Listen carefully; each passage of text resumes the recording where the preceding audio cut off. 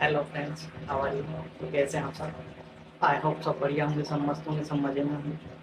तो हम बात कर रहे थे हमारी रिस्पेक्टेबल 12th क्लास के एनसीईआरटी का chapter molecular basis of inheritance, जिसमें अपन ने बात की थी न्यूक्लिक एसिड के बारे में। न्यूक्लिक एसिड को किसने डिस्कवर किया था उसके बारे में बात हो रही थी अपनी। और उसका जो नाम न्यूक्लिक एसिड किसने रखा था, एल्टमान ने रखा था। वो भी बात हो गई थी किस बेसिस पे रखा था, क्योंकि उसका एसिडिक नेचर शो करता है। एसिडिक नेचर शो क्यों करता है? क्योंकि उसमें फॉस्फेट ग्रुप प्रेजेंट होता है।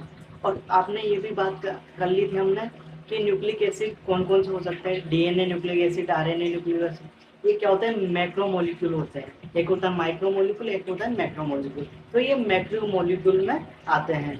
उसके बाद में जो न्यूक्लिक एसिड होते हैं वो पॉलीमर ऑफ न्यूक्लियोटाइड्स होते हैं, मतलब बहुत सारे न्यूक्लियोटाइड से बने होते हैं। अब उन न्यूक्लियोटाइड्स की क्या बनती है चेन, जैसे कि एक न्यूक्लियोटाइड, ये दूसरा न्यूक्लियोटाइड, ऐसे फिर ये तीसरा न्यूक्लियोटाइड, ऐसे बहुत सारे न्यूक्लियोटाइड्स की जब चेन बनती है ना, तो उससे बनता है न्यूक्लिक एसिड। अब अपन बात आती है पॉलीमर ऑफ न्यूक्लियोटाइड से क्या बनता है, न्यूक्लिक एसिड।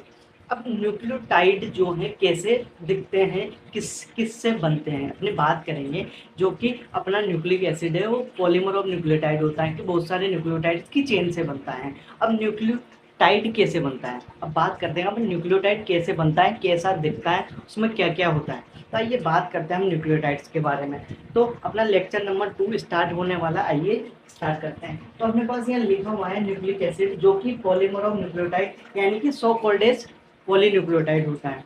क्या बहुत सारे न्यूक्लियोटाइड से मिलकर बनता है। तो अब न्यूक्लियोटाइड जो है अपना, वो न्यूक्लियोटाइड कैसा होता है, किस किन से मिलकर बना होता है। तो अपन बात करते हैं न्यूक्लियोटाइड के बारे में, क्योंकि न्यूक्लियोटाइड से तो न्यूक्लिक एसिड बनता है ना। तो न्यूक्लियोटाइड अपने पास ये यहाँ लिख रखा है मैंने। तो ये न्यूक्लियोटाइड जो होता है ना, वो किस किस से बनता है।